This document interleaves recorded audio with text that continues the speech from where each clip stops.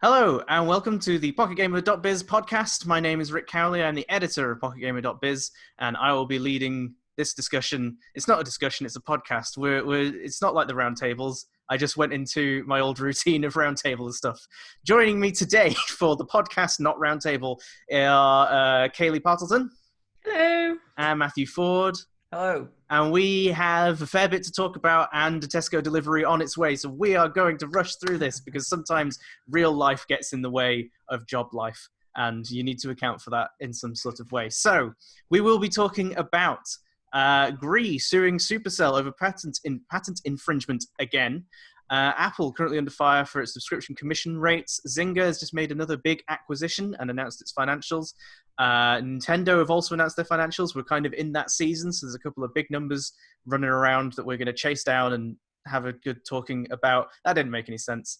But first of all, we're going to open with something that isn't fun and happy and exciting, unfortunately. We're not going to spend too long talking about this because there's really not much to talk about, honestly, but Ubisoft is currently having a bit of a moment regarding a lot of sexual harassment and other misconduct allegations from senior management. It is worth talking about, and it's worth something we are going to keep reporting on, because if we don't, then the noise goes away and everyone stops paying attention. And it's our job to keep our eye on this kind of thing and to make sure other people know about it, because we need to put pressure on the people high up who are allowing these things to happen.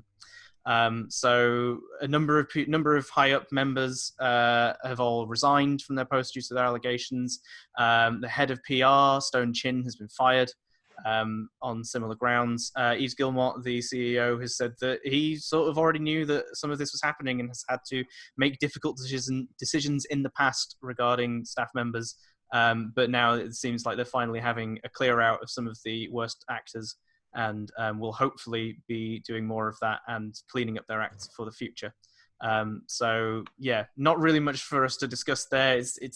There's no right or wrong. Well, there's no gray areas here. What they're doing is bad, and we should believe the people who are making these allegations. And hopefully some good will come of all of this. So yeah, if you want to keep up to date on that, do check out our website. We will keep reporting on it, as I say.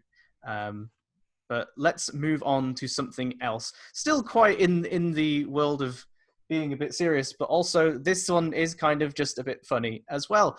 GREE, the Japanese developer, made games like, I can't even remember. They used to be fairly big, and my green screen is going wild. I'm just going to turn that off, to be honest. GREE is currently suing Supercell. That developer who makes all that money doing all those big games like Clash of Clans and Clash Royale and Brawl Stars. They're now claiming that GREE is claiming that Supercell is infringing on its copyright in Clash Royale and Brawl Stars with some pretty vague language. Kaylee, you've sort of been reporting on this. I mean, what do you think? Does GREE have a hope in hell of actually getting anywhere with this? Because they've tried to sue them before and failed. And I just don't see it happening this second time around. No, I don't see it happening at all, to be perfectly honest. Like you say, I reported on it, so I read what the judge said. I read all the allegations and what GREE claimed. And while the judge may have dismissed Supercell's call for a dismissal, that doesn't mean GREE's going to win their case by any stretch of the imagination. And when you read what they're saying, I almost understand where they're coming from, especially since obviously, I think the big thing here is it's Supercell. It's a huge company. Clash Royale's earned $3 billion in its lifetime. So they're obviously hoping to get something out of this. And I don't think Supercell's done anything wrong. I think the patent's way too vague, personally. Reading it, I don't see how you can say Supercell have infringed upon it, really. I think it's interesting as well. This is like their second go around of this, because they've tried to sue them in 2018, didn't succeed. I don't really know what's changed, and what their new argument is, and therefore why it's being brought up again. I'm also fairly certain that GREE tried to sue Nintendo before now. for patent infringement. I could be very wrong on that. I think I am wrong. I'm having a bit of a day. So GREE, but GREE have definitely tried it on Supercell before, and I really don't understand what's any different. Matt, you look very confused.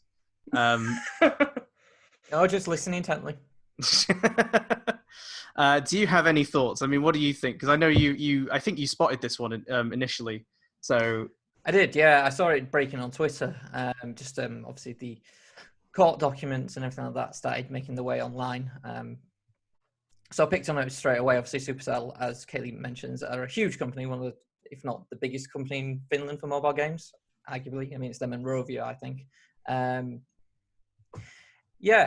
don't see how GREE have anything to go on really here. And it does seem like the details, it's not all clear. It's going to be a court case that's clearly going to go on over for a couple of months, that sort of thing.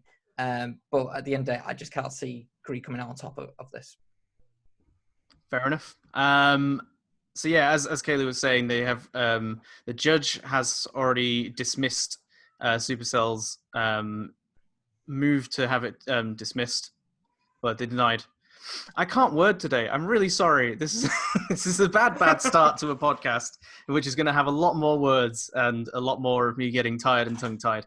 So the judge said that GREE has presented expert testimony asserting that Supercell, through software on their servers and communications to software on end-user devices that have code enabling it to control the end-user devices, is performing the claim limitations. I'm not entirely sure what that means, but it seems like the judge thinks that they can't immediately throw this out, and Supercell is going to have to spend some time fighting this. And I'm sure GREE will be back in a couple of years' time once this one dies down and Supercell have released whatever Game 6 is going to be and try it again all over again. So that'll be fun, and it'll be nice to report on, because that story did really well for us, and I'm still happy about that. Let's move on to another interesting legal thing. This isn't necessarily a court case, but Apple and a bunch of other tech companies were recently part of an investigation from the US's House Antitrust Subcommittee. And during that investigation, it was brought to light that Apple isn't being entirely, well, it seems like, I'm not going to throw out any allegations of my own, it seems like they're not entirely being fair with their subscription rates. So there's a bit of background. So I believe the Apple subscription rate is you give them 30, if a developer has a subscription in their game that somebody buys through it, or app, they pay 30% for the first year that they are signed up for, and then 15% for the second year, and so on and so forth. It seems like they cut a deal with Amazon so that through the Prime Video app, any subscriptions made were only charged 15% commission from the first year. And it also looks like that back in 2011, they were trying to argue that they should be charging 40%, not 30%, which would be fun for everybody. Kaylee, is it time for Apple to start rethinking some of their business practices now that we're all kind of looking at them and going, hang on a minute, this isn't good? Oh, absolutely. I think we can all agree they've needed to take a little look for a while, but now they've come under fire, and rightfully so. Especially if it is true about them cutting a deal with Amazon and that. No, you should have your standard, you should have your rate, and you should stick to it. And 30% is the standard across a lot of companies, isn't it? I mean, Samsung have that, Google Play. So, I think they really, first of all, they need to have a little look. Second of all, they need to be consistent. I think that's key with Apple. They need to be more consistent. I think that is the thing, isn't it? Is that they are so consistent on what apps and stuff are allowed on the store, and they're always fighting with big companies like Steam. Tried to get like their streaming app on there. That was a no-go for a long time. And other like streaming things will come onto xCloud, but that's having its own problems getting onto iOS at this point in time. And it feels unfair that they would cut a deal with Amazon, who definitely don't need the money.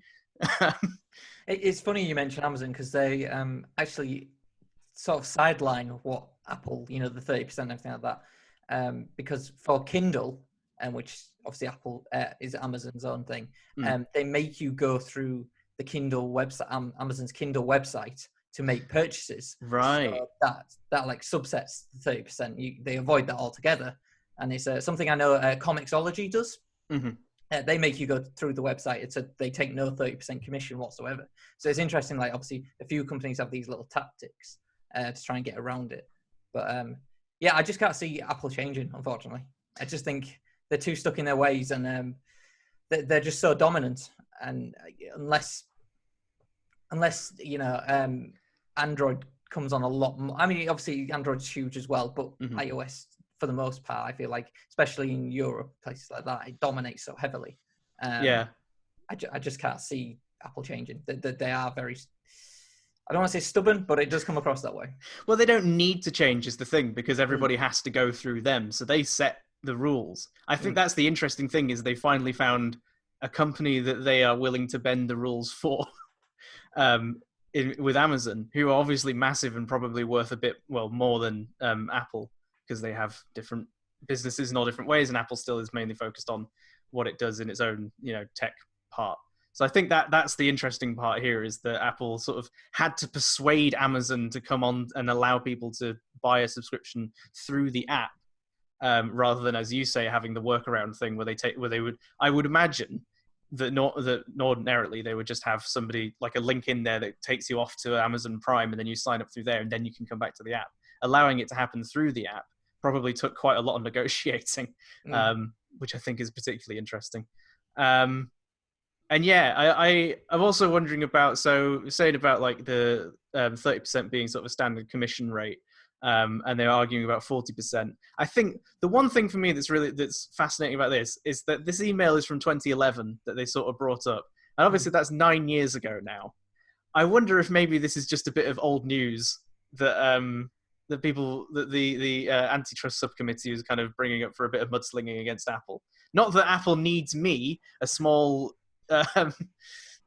journalist, to start defending them, but it seems a little bit weird to start bringing that up in the middle of these proceedings. I think either way, it just seems a bit archaic with, the 30% and everything.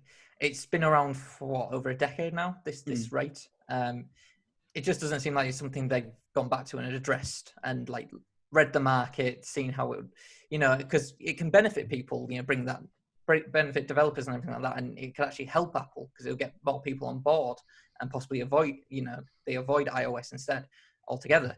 I just can't see them changing. No, as you said, like when you consider like Epic Game Store, they only take a 12% commission, I believe, on any sales. So like developers get 88%, and obviously people are jumping over there and trying to get their games on there, but it's still not taking off in the same way as Steam. So it's doing all right. It's doing fine, but I think mostly it's people going on and getting the free games, or it is for me. But that's what they want. That's what I do. Yeah.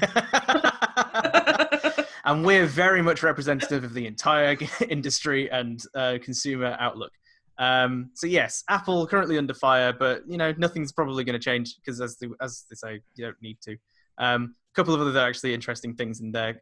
Tim Cook, current CEO of Apple, said that they treat all developers equally, which was then proven to not be entirely true in Amazon's case. But also he states that only 16% of developers actually pay Apple anything through their apps. So yeah, they're already making a tiny commission from comparatively compared to the amount of apps that are on there. There's very few that are actually giving them money through their apps. So I think it's interesting that they haven't really reconsidered lowering their commission rate, because I'm sure that might encourage more people to join in. Anyway, moving on to something less in court and more in money. Oh, Jesus. Nice. Good effort. Oh, God, I'm tired. Zynga recently acquired Peak Games for $1.8 billion. I don't know if we actually mentioned that on the podcast before. That was huge. But they've decided to keep on going and buying stuff. We must have done that. Was about 2 months ago now. They've decided to buy Rollic, a hyper-casual startup based in Turkey, for $168 million in cash for 80% of the startup. At least initially, they are hoping to buy out the remaining 20% over the next 3 years, with a valuation based on financial performance over those next 3 years. So it could end up being quite lucrative for Rollic, even if this initial purchase price isn't like a huge amount of what Zynga's been doing. So John Jordan, our roaming editor, Gadabout Town decided to write this one up last night as it was breaking. He states that Zynga currently has about $1.6 billion in cash and equivalents on its balance sheet. So if you actually look at it in that regard, it's kind of pocket change for them. But I think what's interesting here is that this is Zynga, who are like the granddaddies of casual games, because they've got, social casino games, they've got casual stuff like Farmville and all that kind of stuff, now venturing into hyper casual, but doing it by buying a developer who started up in, I think someone was telling me, December 2018. So they've been around for less than 2 years, and they got bought out by Zynga for $168 million. Matt, is this the right time for Zynga to be getting into hyper casual? I can't see why not. I mean, as you mentioned, they've been doing social casino, casual for a long time, and also like puzzle games. They've got Peak Games, who's the most recent purchase, with like Toy Blast and Toon Blast, those sort of games, and then Gram Games and like Natural Motion, I think. Of course, two of the other ones. Natural Motion they've had for quite a long time. I think that was start of the decade even, but they do seem to be like trying to corner all markets on the mobile games front, obviously. Trying to get something of every genre and keep expanding. I mean, when I spoke to Bernard Kim last year at one of our events, and it's been reported heavily that they are looking to invest and acquire and just expand as much as they can. And already they've made these 2 purchases this year. I won't be surprised if we get a third before the end. Yeah, I mean, they said, I believe, when they bought Peak Games, that like, we're not done buying stuff. There's more to come, and this is clearly something they were sort of hinting at the time. Because these deals do take time. So this is probably something they were looking at. And I think that's quite interesting. But the thing I think, so I sort of posed that question in that way because I feel almost as if hyper-casual is kind of not dying, but certainly like, I think it's losing interest. I think the audience is sort of going away. And I think it's going to run into a lot of troubles coming up because now we're seeing like the Apple IDFA issue is now happening. So Apple is killing its IDFA, which is going to potentially reduce ad revenues, which is going to severely affect the hyper-casual market because that's built entirely around ad revenues. So that could have long-lasting impacts. And I think just in general, like the hyper-casual market, people are starting to grow. I feel a bit tired of hyper-casual in general. I could be wrong, of course. Yeah, I get that. I don't particularly like hyper-casual myself. I've been speaking with a lot of developers recently, and they've not been big fans of it themselves. So obviously these are ones not on hyper casual because that'd be a bit ironic. But yeah, Rolex Games, apparently this is what was reported. They see more than 5 million daily active users and over 65 million monthly active users. So there's clearly an audience for it still. It's massive. It's just the long-term retention thing, I think, which is always been the big struggle with them games, because you jump in, you maybe play half an hour and you're like, well, I'm done with this and I'll never touch this again. I've got the gist of it. I can't see hyper casual going away in the short term. Long term, yes, but I think for an investment like this, it maybe makes sense, that if they can get something good out of it, Zynga. Also, it's a great deal for Rollick. I mean, to say they've been around 2 years, that's pretty impressive. I don't know. Yeah. I didn't have anything to say. I just felt like saying, I don't know. This is a great podcast. I should really do more of these. I think everybody would really enjoy that. Let's move on to something we can talk about for a long time. Because we all love Microsoft here with all of our hearts. And Microsoft is reciprocating that love by giving us Project xCloud. It's cloud-based mobile and other wherever you want service, where it's going to be streaming lots of its games from its platform onto different screens. That was a good explanation. Don't judge me. Project xCloud is now officially coming to Xbox Game Pass Ultimate, which is it sort of rolls together Xbox Live Gold and Xbox Games Pass, which is their subscription service where you get access to hundreds of games for a monthly fee. They said they're going to add it on September 15th by launching it in beta in 22 markets, including the US, UK, Canada, basically all the big ones, most of Western Europe, and more. Kaylee, what do we think? Is this... Are we? So here's what I'm sort of thinking, and so I'll see if you agree with me on this. I'm wondering if this is like a really good business move in terms of this is going to drive more people to pick up Game Pass Ultimate, or they don't really know what they're doing with it yet and they're still just testing the waters. Like, where are you on that sort of balance?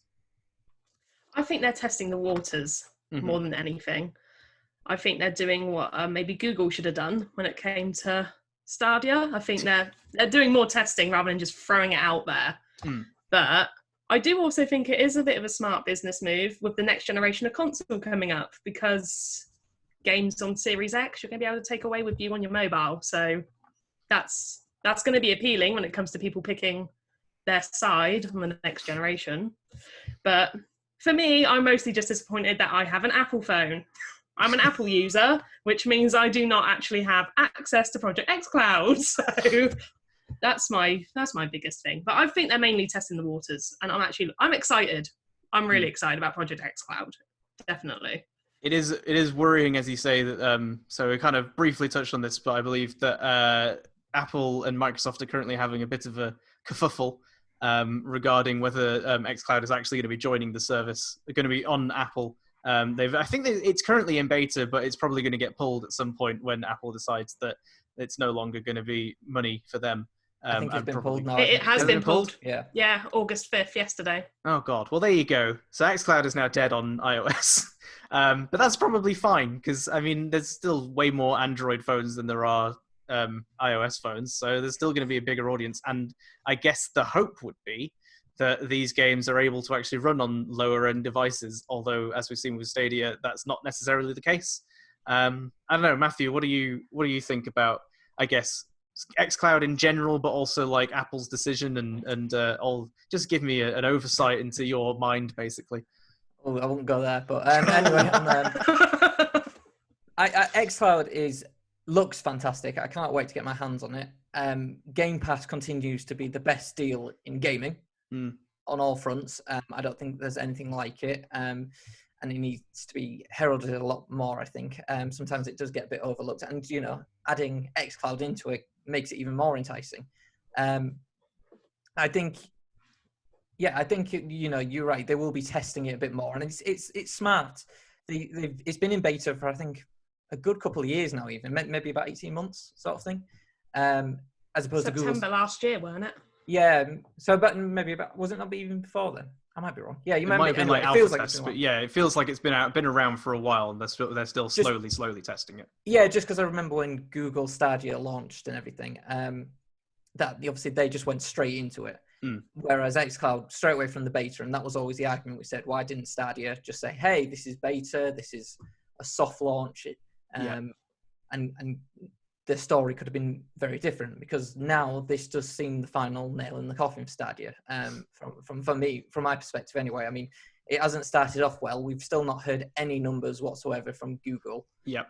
And this is just, this is from all the, footage and everything going on online, and the reviews, feedback, everyone's saying it works brilliantly. You do need an Android phone. You probably need a newer, up-to-date one, which is fair enough.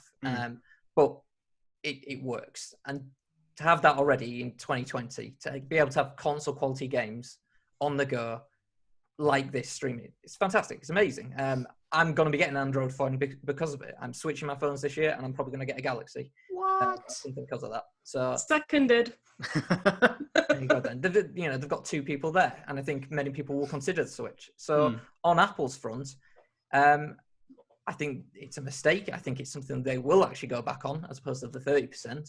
I think a deal will come, but I don't know when. That could be a couple of years. It could be 6 months, but I do think they will change their mind, because this is going to be huge. This is going to be the next level.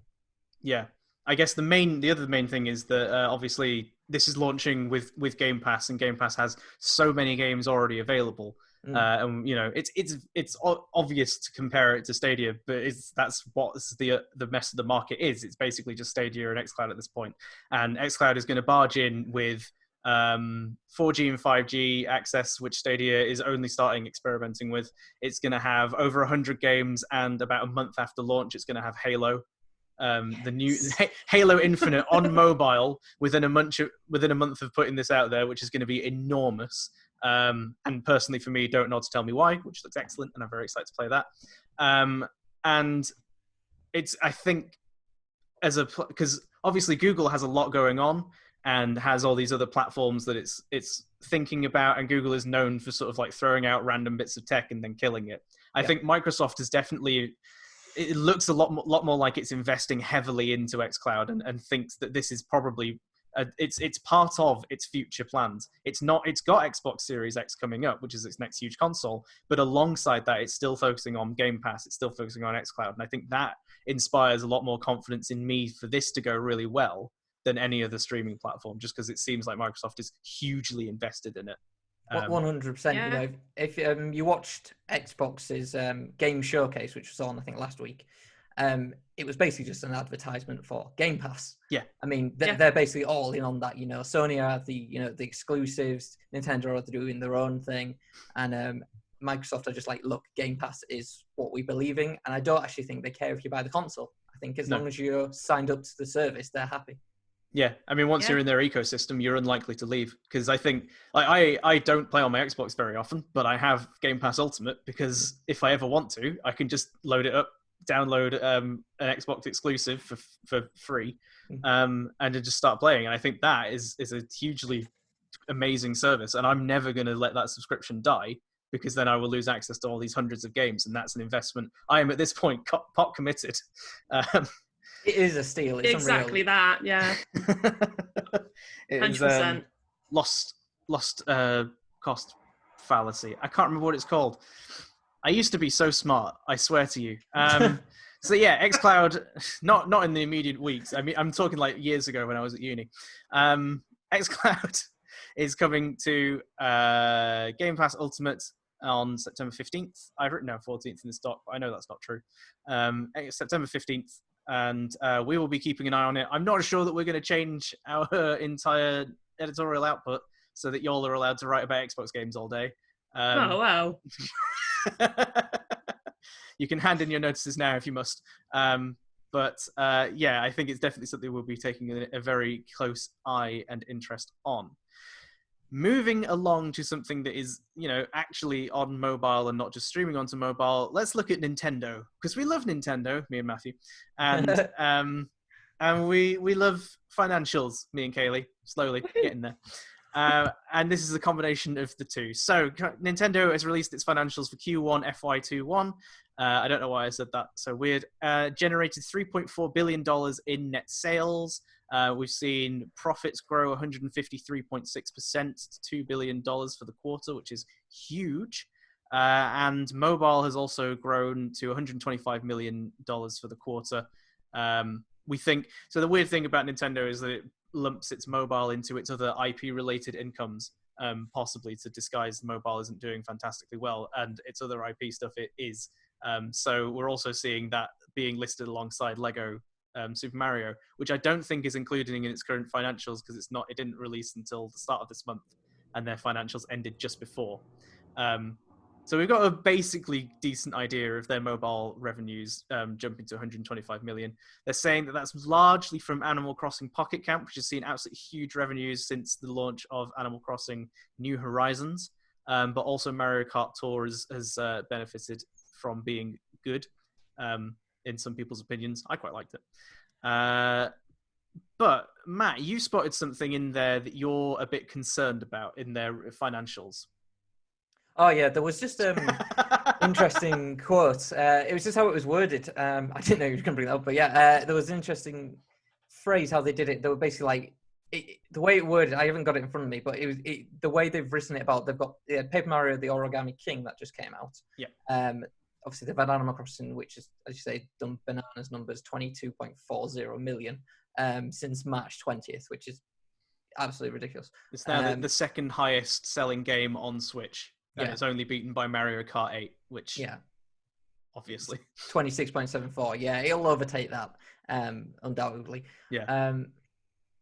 So Paper Mario Origami King was the latest one. And then they've just announced Pikmin 3 is coming out. But if you read into it, it sort of alludes to that they won't have any other first-party titles coming after that in this holiday year. Now, it could be very vague. They could just be doing that, to keep surprises in. But they sort of highlight more. We've got more third-party titles for people to look forward to, and also existing titles to get a bigger push. And the same they said for mobile. It'd just be very weird to not get a huge holiday title from Nintendo this year. But with COVID, who knows? Yeah, I think that's one of the main things Nintendo has really suffered this year, as far as we can see from the coronavirus pandemic, and it stopped doing Nintendo Directs because they didn't know if they had anything to announce until they did, and then after Paper Mario, they kind of said, well, we're just going to announce stuff once it's ready to announce. So now we've got Pikmin 3, which was announced yesterday at 4 p.m. just completely out of nowhere. And that is going to be how the rest of the games are announced. But they all have also started pushing on the third-party stuff, as they mentioned and as you say, because now they're doing their third-party directs instead, which is basically just a showcase of games that will be on Switch that they are not making, which I think is really weird. I don't know. I feel like Nintendo has never really relied on third-party much until now. No, they've never had really third-party support for a lot of it. I mean, they did for Wii, but they've never been a big third-party company, have they? I mean, you've got these famous exclusives like Resident Evil 4 on GameCube, but your Call of Duties, your big sellers, they're never on Nintendo. Well, they are, but they never do well if they are. We got like FIFA version, a very stripped-down version, which was not great because, as EA say, typically their games don't sell on Nintendo consoles. But it's interesting that Pikmin. Now, correct me if I'm wrong. I think they've said it's coming out October 30th? So 31st, I think? 31st, yeah. It was like end of October. And it's just like, that's very far away for being their next game. And also, if that's their next game in their pipeline, like, what's for November and December? That it's very close to the end of the year is what I mean. Is like, so it does seem like there's maybe not going to be a big one. They do have normally something quite big on... not Black Friday, is it? The Thanksgiving holiday. I think it's Black Friday, isn't it? Whereas Amazon and everybody. Yeah, it's Black Friday. November. Yeah, it's Black Friday. Yeah, it's Black Friday, yeah. Sorry, I lost myself then. They normally have a big, huge title around then to sell consoles. So there is the possibility this might be the big Mario 30th anniversary collection. Whatever that is. That's been rumoured for months. If not, it could be to start of next year, and we generally just don't get anything. Yeah, I feel like it would be basically like business suicide to not launch something in November or December to then sell consoles. And Pikmin 3, as much as it's, a lot of people really liked it, it did not sell well on Wii U, as did none of the games on Wii U. It wasn't exactly. It's not exactly a killer app. It's not something that people are going to say, okay, now I'm going to pick up a Switch. I feel like the only other option they have, the rumored Mario thing, I feel like that's probably definitely going to come true because I'm fairly certain Pikmin 3 was rumored as well. So now it seems more likely that'll be something that just suddenly gets announced towards the end of the year, and that can be their killer app as a collection of things. Other than that, it's just going to be a hard push on Animal Crossing because they're keeping updating that game. There'll be new content available in December and over the winter months and that kind of thing. So I think that might end up being their strategy. But also I think that's a terrible strategy for Nintendo to have. It's not something they've ever done before, really, to say, okay, it's been a year of this game and here's all the great content, now go buy it. I'm just really, I have no idea where they're going. And I think it worries me a little bit as a Nintendo fan, although I'm not like breaking my Switch because they announced Pikmin 3. No, if you don't like Animal Crossing, you've been a bit screwed this year, to be honest. To play devil's advocate, there is an argument to say Nintendo don't have to release any other games this year. True. Animal Crossing has done so well. It's the game of the year, no doubt. I mean, Call of Duty will no doubt winning sales. I think Modern Warfare has sold more, but just the buzz and the influence of Animal Crossing, it's by far and away won this year so far, anyway. And it's a system seller as well because it's a game that people will buy a Switch for. Because you can't get it anywhere else, and as much as Call of Duty will sell on other consoles, you're not going out and buying an Xbox One just so you can play Call of Duty Modern Warfare. No, exactly. Kaylee, do you have a Switch yet? I've had a Switch for years. You got a Switch. All right. I was just going to say if there was any. I was going to ask. I couldn't remember. Sorry. I was going to ask if there was any games that are coming out this fall that would make you buy a Switch. Oh, but is there any games you'd like to see come out this fall from Nintendo? I'd be all over a Mario collection. I absolutely would. Pokemon fan, so I'd kill for a Pokemon game every year. I get it the day it comes out. Pokemon Snap. Pokemon Snap, but that's 2021. Oh, is it? Oh. Yeah, and crush my dreams, man. The Crown Tundra, so the second DLC for Pokemon Sword and Shield is actually coming to Switch this fall as part of the financials. So that's their other thing, is like DLC for other games and stuff. So they're still going to be making money from new content. It's just no new games per se. I don't know. It'll be fun. It'll be interesting. Kaylee, did you get Pokemon Shield or Sword? Shield and Sword. I got Sword. I got Shield. See, I wanted Growlithe and I picked up the wrong game. I should have got Shield and I didn't. I got Sword because I'd rather, use a sword than a shield. That was my logic, really. But that ponytail, though, it's an icon. I give you that. It's like bubblegum or something. I love it. It made me feel so happy. Let's wrap this up soon before I go completely crazy. Soft launch. It's something that we like to cover a lot on PocketGamer.biz. It's something we are very good at covering. We have been keeping an eye on Ludia because they just recently soft launched Disney Wonderful Worlds on Android devices across Indonesia and the Philippines. Matt, you've been talking to Ludia about their game. So my question to you is simple. Park builder plus puzzle game plus Disney license, does it equal millions and millions of dollars? Potentially. I mean, I don't know how many millions and millions, but the thing with my problem is there's so many match puzzlers out there. And, I even asked this when I interviewed Ludia. I was like, what makes your games different from the millions of match puzzlers out there? And also the dozens of match puzzlers that are actually Disney match puzzlers, which there are a few of already. And it's just like, they gave answers, which is always, good. We want the answers, but none of them really sell it to me. I mean, I think there is a market for it. It will do well just because Disney on mobile does well. It's not going to attract someone like me, but I like Disney games. Sorcerer's Arena I've had a good time with, but it's just another match 3 game to me. The theme park aspect is something else, and I think that could be where people get interested. It just depends how detailed it is, and the game's free to play, so how much it's going to push monetization on you. That's always a big aspect. So I think it's going to be a wait and see. I think from my perspective, as somebody who really loves these kinds of games, so like the Gardenscapes and that kind of thing, I think it's not something that a lot of developers have really pushed into enough, I think, because it's doing fantastically well for Playrix, because they are just making these kinds of builder/puzzle games. And obviously they're doing really well, and we see other developers start doing it. I got really into Plarium's like Tri-Peaks Solitaire Underwater something, and it was basically the same thing except you played Solitaire. And it was not very good, but it does have this whole, you're building up a thing and making a story. And from what I've seen, because I watched the video that we have on embedded in the article on our site, it seems like it's very much that kind of like, it has a narrative. Minnie Mouse is coming to you and saying, hey, we've got to build the park. You've got to do that by playing this game and then using stars to build new things and upgrade them. And I'm like, hell yeah, I want to help Minnie Mouse. I want to play with Aurora. This sounds awesome. And I love match 3 because it's nice and easy to play. So I'm personally very psyched. But I think, so I'm going to go on a bit of a design rant here.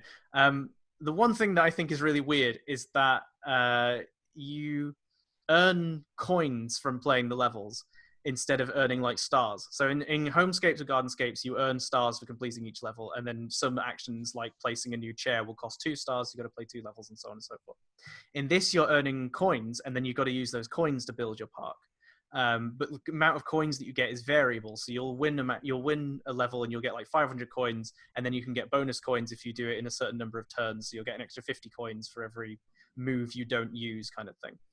And I think that doesn't help because it sort of starts artificially gating you down the line, where you instead of having like a fixed number of, okay, I've just got to play 3 levels and then I can get the next thing, it could end up being a case of, well, like I've played 3 levels but I did really badly at it, So now I've got to either buy some more or just keep playing, but it's really hard and now I'm stuck.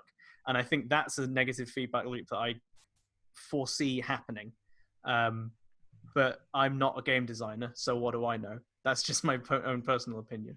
No, I find it, I mean, maybe just what Disney is like, that Ludia has gone for a match 3 title. You know, as I mentioned, they have lots of them out there already. You know, Ludia did Jurassic World Alive. Why didn't they do something with, you know, a location-based game with Disney characters? I mean, surely that'd be a good idea to get, you know, that'd get people enticed. That'd be dope. I would play that so hard. Kaylee, are you a Disney person? Are you interested in this game? I love Disney. Disney's one of my favourite things in the world. Is this kind of a game that you see yourself playing? Is this going to get a game of the week when it finally launches? I'm not normally a fan of any match puzzler, but because it's Disney, I'll give it a go. It could end up with game of the week if it entices me enough and it gets me even hooked just for a few days. I'd give it a game of the week because it's Disney. You get to play with Minnie Mouse. Minnie Mouse comes to you and says, "We have to build the park," and you don't want to disappoint Minnie Mouse. I prefer Mickey. Well, we're going to end the podcast there. It's been great. I mean, we literally are ending the podcast now. It would have been great if I just committed to that bit.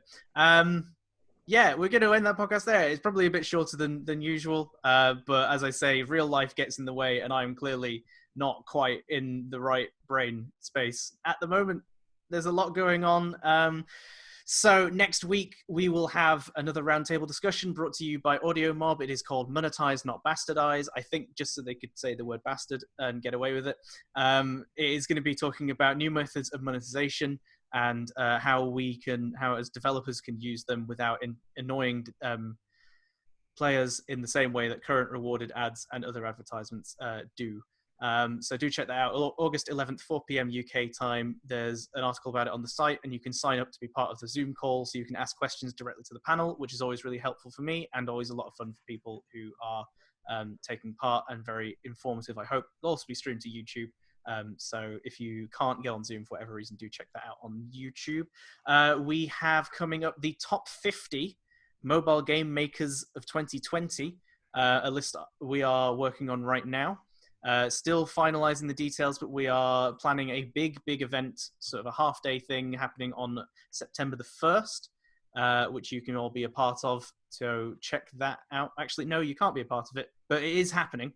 And you might be a part of it if we invite you. It's a very select and special event, I believe. So do wait for more information on that.